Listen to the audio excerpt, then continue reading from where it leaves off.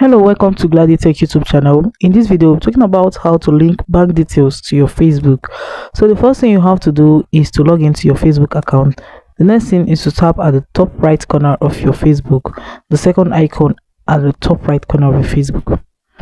Tapping on it, you just have to scroll down, tap on settings and privacy, scroll down, click on settings,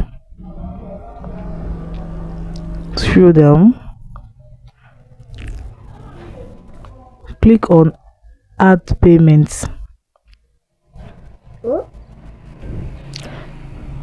click on payment method. If you're okay with debit or credit card, you just have to click on the toggle close to it and click on next. Now you can enter your bank details or your card details on here. So guys, that is it on how to link your bank details to your Facebook. If this video was helpful, do well to like, subscribe, share, and do not forget to hit the notification bell to always get notified anytime I upload helpful tips like this. Thanks for watching.